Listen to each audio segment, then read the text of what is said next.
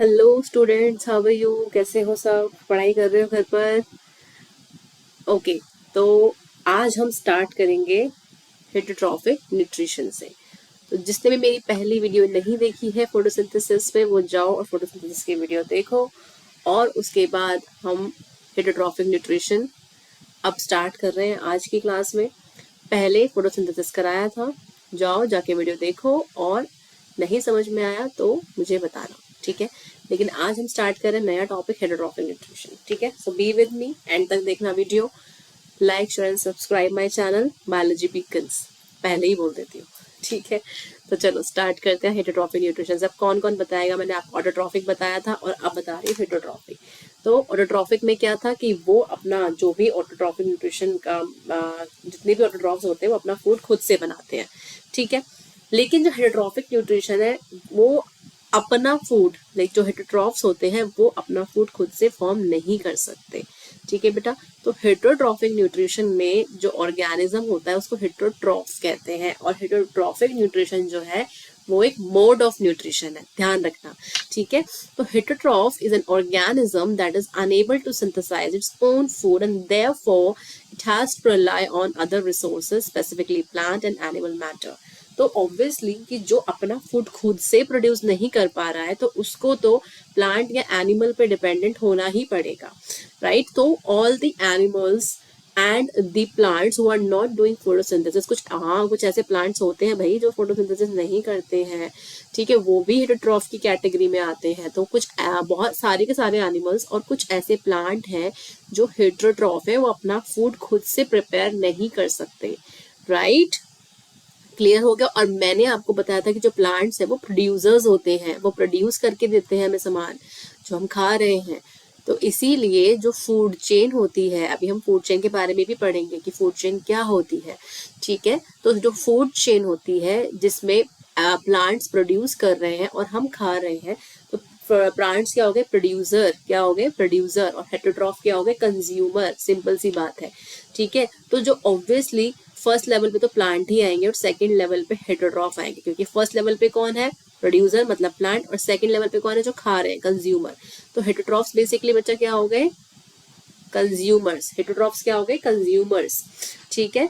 तो सारे के सारे ह्यूमंस, एनिमल्स, ये सब के सब हेटरोट्रॉफ्स हैं, ठीक है? तो अब हम देखेंगे हेटरोट्रॉफिक न्यूट्रिशन के डिफरेंट डिफरेंट और भी टाइप्स होते हैं, ये अकेला नहीं होता है, ठीक है? तो पैरासाइटिक न्यूट्रिशन होता है, इंसेक्टिवोरस होता है, सैप्रोफाइटिक होता है, और सिम्बायोटिक होता है। तो ये चार जो है हेटरोट्रॉफिक न्यूट्रिशन के टाइप्स हैं। तो पहले हम देखेंगे सबसे पहले कि पैरासाइटिक मोड क्या है। क्या पैरासाइटिक मोड में जब प्लांट हो, जब कोई भी ऑर्गेनिज्म होगा तो किस तरीके से वो न्यूट्रिशन लेता है? तो सबसे पहले तो हम देखेंगे पैरासाइटिक प्लांट्स। तो पैरासाइटिक भी मतलब प्लांट्स भी पैरासाइटिक हो सकते हैं। वो ऐसे प्लांट होते हैं जिनके पास क्लोरोफिल नहीं होता, ठीक है? क्योंकि क्लोरोफिल होगा तो ऑब्वियसली अपना फूड खुद से प्रिपेयर कर लेंगे, but the plants do not have chlorophyll, they can not produce their own food, and that is where they are parasitic, because they are taking their food from the other plants। भाई दूसरे का खाना ले रहे हो तुम तो parasite हो गए ना। तो ये क्या कर रहे हैं? ये किसी और प्लांट से अपना फूड ले रहे हैं, और जो दूसरा प्लांट है जिससे अपना फूड ले रहे हैं वो हो गया होस्ट प्लांट। क्या हो गया? Host plant. और जो फूड खा रहा है वो हो गया पैरासाइट, ठीक है? तो होस्ट एंड पैरासाइट। तो host is the one who is giving the food, and parasite is the one who is taking or eating the food. तो cuscuta is an example of parasite plant. इसको हम लोग अमरबेल भी कहते हैं, और इसको हम लोग डॉडर भी कहते हैं साइंटिफिकली। डॉडर, DODDER, डॉडर। तो यहाँ देख रहे हो ये जो प्लांट है ना, ये बड़ा सा, इसकी लीव्स दिख रही है आपको ये, और इस पे आप ये देख रहे हो रैप हुआ है कुछ इस तरीके से, कुछ रेड लाइक स्ट्रक्चर ये रैप हुआ है। तो ये व्हाइटिश कलर के हैं, इनमें क्लोरोफिल नहीं है, they are actually whitish colour, they do not have chlorophyll, and once they bind themselves on the host plant they start taking their nutrition। तो जो भी खाना वो बना रहे हैं वो खुद खाना शुरू कर देते हैं।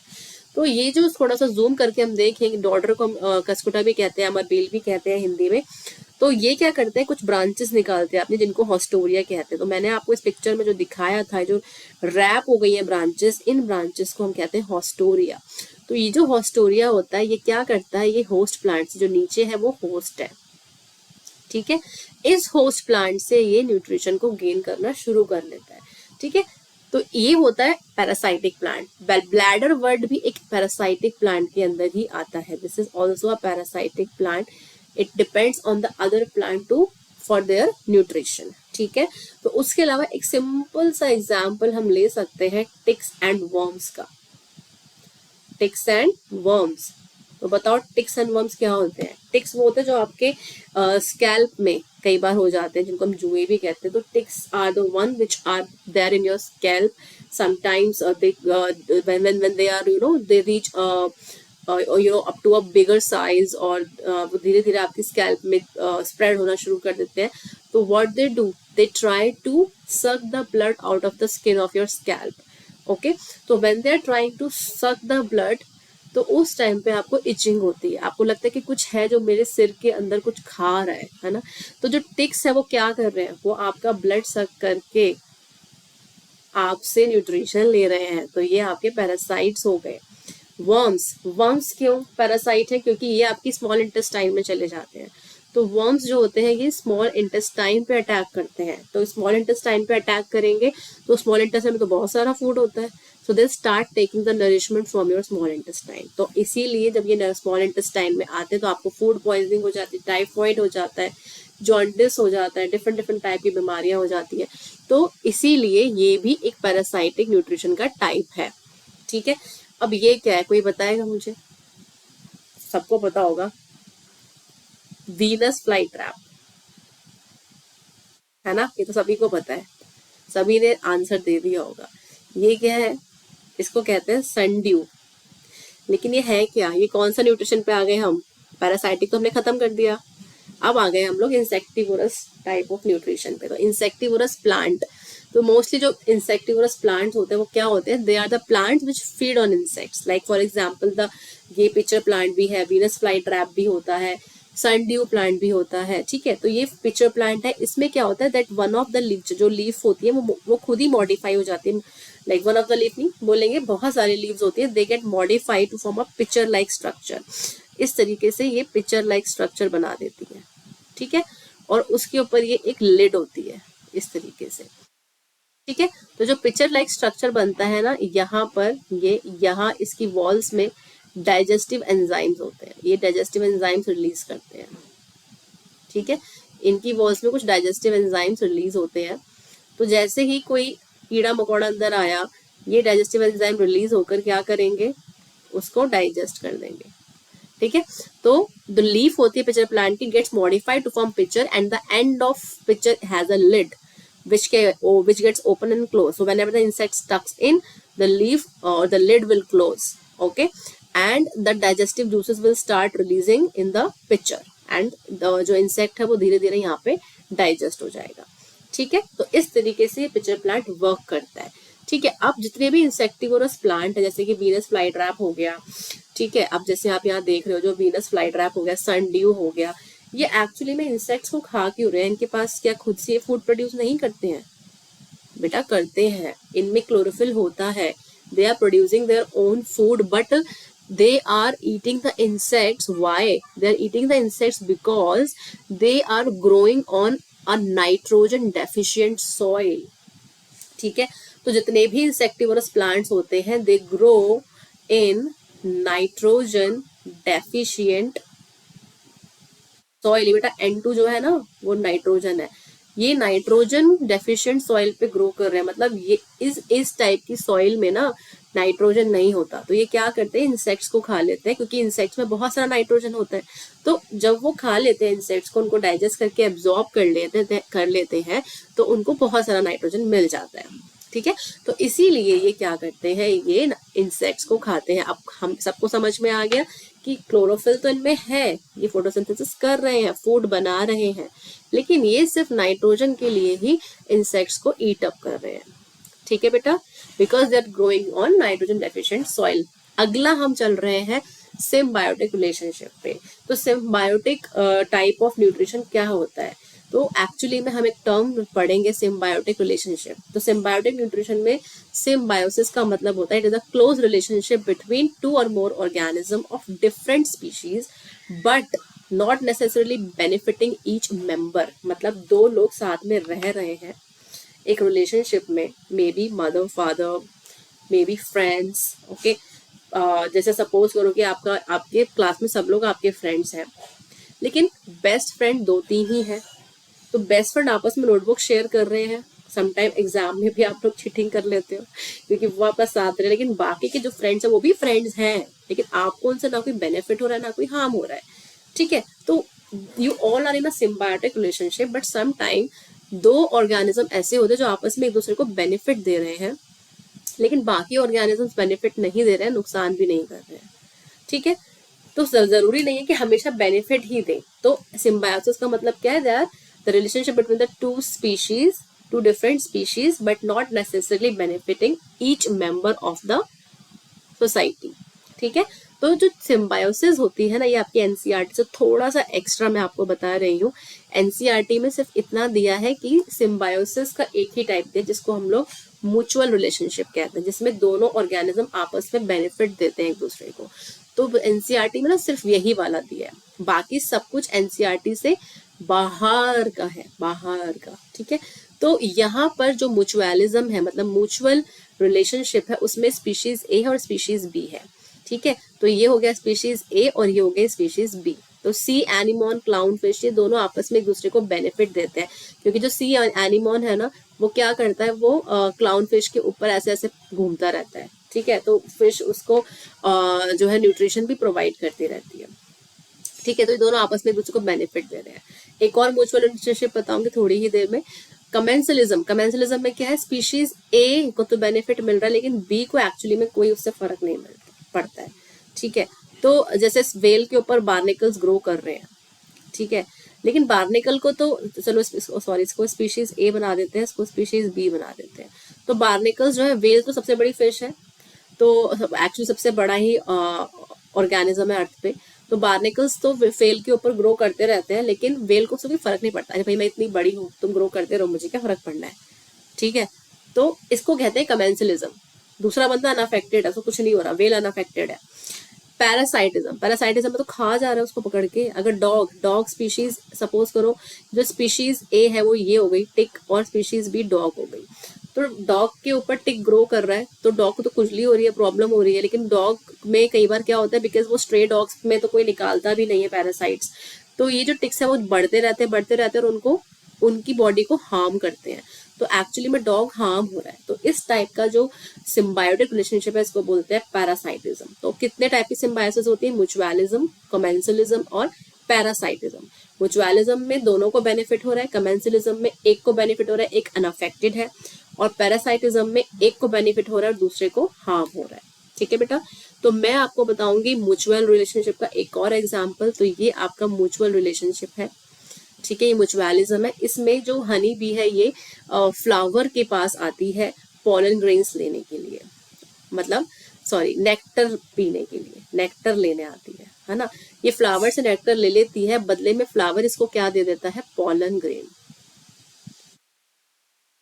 तो फ्लावर भी इसके लिए कुछ तैयार करके रखता है, नेक्टर तैयार करके रखता है, लेकिन हनी बीज को बदले में पॉलन ग्रेन अपना काम भी करवा लेता है। तो एक्चुअली में यहाँ दोनों को बेनिफिट हो रहा है, ठीक है। नेक्स्ट मैं आपको बताऊंगी एक और सिम्बायोसिस का एग्जांपल, जो कि ये म्यूचुअल रिलेशनशिप के अंदर आता है और आपकी एनसीईआरटी के अंदर भी दिया हुआ है भाई, ठीक है। तो यहाँ है राइजोम लेग्यूम सिम्बायोसिस। तो यहाँ पे एक बैक्टीरिया होता है जिसका नाम होता है राइजोम, ठीक है। अब ये क्या करता है, ये प्लांट की रूट्स के अंदर ग्रो करना स्टार्ट कर देता है। तो bacteria rhizome gets protection and organic nutrients and legume gets supply of nitrogen. तो यहाँ पे सपोज करो बैक्टीरिया है और एल फॉर लेग्यूम, ठीक है, बैक्टीरिया लेग्यूम प्लांट। जैसे कि दालें, जितनी भी दालें होती हैं वो लेग्यूम प्लांट्स के अंदर आती है, पल्सेस, ठीक है। तो बैक्टीरिया को प्रोटेक्शन मिलता है जिस प्लांट के अंदर जिस लेग्यूमिनस प्लांट के अंदर वो ग्रो कर रहा है, तो बैक्टीरिया प्लांट से क्या ले रहा है बेटा, प्रोटेक्शन ले रहा है, ठीक है, वहां रहने की जगह ले रहा है। और बैक्टीरिया बदले में लेग्यूम प्लांट को क्या दे रहा है, नाइट्रोजन, बहुत सारा, क्या दे रहा है, नाइट्रोजन। तो बैक्टीरिया जो है लेग्यूम प्लांट में ग्रो कर रहा है, आराम से रह रहा है, प्लांट उसको कुछ नहीं बोला, भाई प्लांट को भी तो बेनिफिट चाहिए। प्लांट कह रहा है अगर तुम्हें यहाँ रहना है तो बदले में मेरे लिए कुछ करना पड़ेगा। तो बैक्टीरिया उसके लिए क्या कर रहा है भाई, वो कह रहा है कि मैं आपको नाइट्रोजन दूंगा, आप मुझे यहाँ रहने की जगह दे दो। तो वो कहता है कि मेरे पास ना कुछ ऐसे छोटे छोटे कमरे बने हुए हैं, छोटे छोटे रूम्स बने, उनमें रह लो जाके। तो ये क्या करता है बैक्टीरिया, जैसे ही वो रूट पे बैक्टीरिया अटैक करता है, देखो बैक्टीरिया राइजोबियम ने रूट पे अटैक किया, तो वो कहता है कि रूट के अंदर जाके एक छोटा सा रूम बना लो, वहीं पे रह लो। तो राइजोबियम रूट में जाता है और ये छोटे छोटे से यहाँ पे रूम्स बना लेता है, और इन्हीं रूम्स को हम कहते हैं नोड्यूल्स। क्या कहते हैं बेटा? नोड्यूल्स। तो जो रूट में नोड्यूल्स बन जाते हैं, और उन्हीं नोड्यूल्स में जब आप देखोगे नोड्यूल्स को खोल के, तो उसमें बैक्टीरिया के पैकेट नजर आएंगे, जिसको बैक्टीरियोइड्स कहते हैं। छोटे छोटे छोटे बैक्टीरिया पैकेट्स नजर आएंगे जिसमें बहुत सारे बैक्टीरिया प्रेजेंट होंगे। तो जो बैक्टीरिया है वो रूट से सॉइल से आपको नाइट्रोजन एब्जॉर्ब करता रहेगा, और वो पी प्लांट, जैसे सपोज हम पी प्लांट का एग्जांपल ले लिया, पल्सिस का एग्जांपल ले लें। पी प्लांट भी एक लेगुमिनस प्लांट है, पल्सिस के प्लांट भी लेगुमिनस प्लांट है। तो इनको ये नाइट्रोजन देते रहेंगे, और नाइट्रोजन देते रहेंगे तो प्लांट अपना नाइट्रोजन से प्रोटीन बनाता रहेगा। तो नाइट्रोजन किस काम आता है? नाइट्रोजन किस काम आता है? To make proteins. इसीलिए भाई अब समझ में आया, दिमाग लगाओ थोड़ा सा, कि मम्मा क्यों कहती है कि दालें खाओ ज्यादा राजमा खाओ, छोले खाओ, क्यों बोलती है? Why? Because they have a lot of proteins, because they come under the category of leguminous plants. Okay, तो एक और हम करेंगे एग्जाम्पल म्यूचुअल रिलेशनशिप का, जिसको हम बोलते हैं लाइकेंस। तो लाइकेंस के अंदर ये एक्चुअली है क्या? लाइकन दो चीजों से मिलकर बना है, एक एल्गल लेयर होती है, एक फंगल कंपोनेंट होता है। तो लाइकेन के दो कंपोनेंट है, एक है आपका एल्गल कंपोनेंट बेटा, और दूसरा है आपका फंगल कंपोनेंट। इन दोनों को मिला के हम लोग बोलते हैं लाइकेंस। ठीक है, तो एल्गी और फंगी आपस में बेनिफिट दे देंगी एक दूसरे को।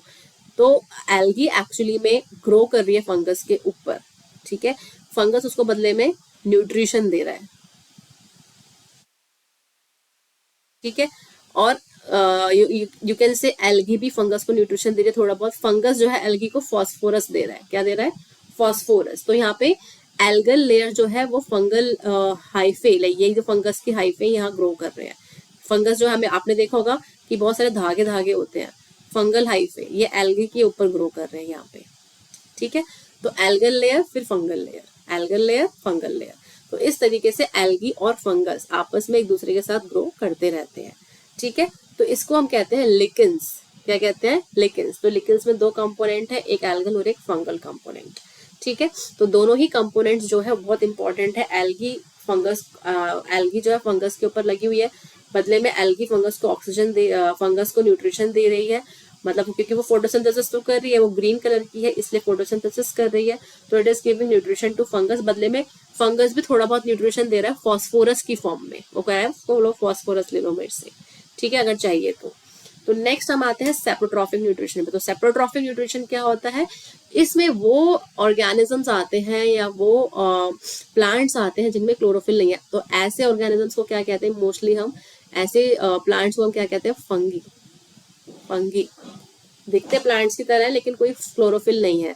तो they get their nutrition from dead and decaying organic matter. जो घर में सब्जियां सड़ जाती है, रोटियां सड़ जाती है, ब्रेड जो है खराब हो जाता है, उस पर एक्चुअली लग क्या जाता है भाई? फंगस लग जाती है, तभी खराब हो जाती है, हमारे खाने लायक नहीं रहती।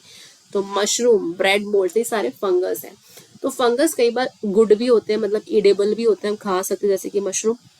और कई बार जो है मतलब लाइक मोस्टली जो फंगस होती है वो सारी की सारी क्या होती है? सेप्रोट्रॉफ, ठीक है। अदर देन मशरूम को हम इजीली खा सकते हैं, ठीक है। So they produce digestive juices on the dead and decaying organic matter. तो सपोज करो कि यहाँ एक ब्रेड है, इस पे फंगस यहाँ पे लगना स्टार्ट हो गया, तो ये धीरे धीरे धीरे धीरे पूरे ब्रेड को इन्वॉल्व कर लेगा, धीरे धीरे वो ग्रो करता जाएगा, ठीक है। तो ये क्या कर रहे हैं? They are releasing digestive juice, digestive enzymes, releasing digestive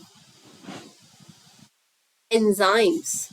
ये यहाँ पे भैया डाइजेस्टिव एंजाइम रिलीज कर रहे हैं, और ये ब्रेड को धीरे धीरे धीरे धीरे धीरे धीरे खाते जाएंगे।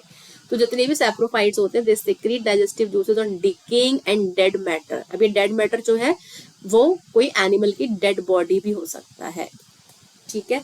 तो these juices convert the matter into a solution and they absorb nutrient from that solution. भाई कुछ तो करेंगे ही ना, उसको सोल्यूशन में कन्वर्ट कर देंगे।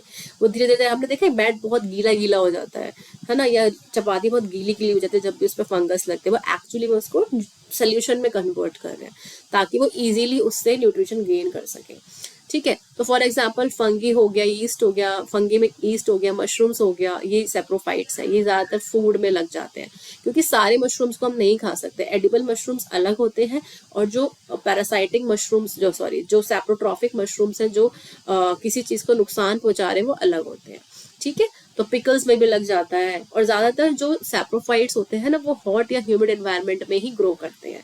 आपने देखा होगा कि गर्मियों के टाइम पे ज्यादा फंगस ग्रो करता है, ज्यादा चीजें सड़ जाती है, लेकिन विंटर्स में नहीं होता बिकॉज उनके लिए फेवरेबल एनवायरनमेंट हॉट और ह्यूमिड एनवायरनमेंट ही होता है। ठीक है बच्चों, तो इतना समझ में आ गया, सैप्रोफाइटिक न्यूट्रिशन क्लियर हो गया। हमने सारे हेटेरोट्रॉफिक मोड ऑफ न्यूट्रिशन कर लिए हैं। कोई भी डाउट होगा कमेंट सेक्शन में लिख के जरूर बताइएगा। So till then stay tune to my channel Biology Beacons. Please like and subscribe and view the whole video on my channel and stay tuned for the next upcoming videos। तो next video में आपको मैं कराऊंगी एक questionnaire quiz. ठीक है, तो उसका wait करो, तब तक ये प्रिपेयर करो। Okay, bye everyone, take care.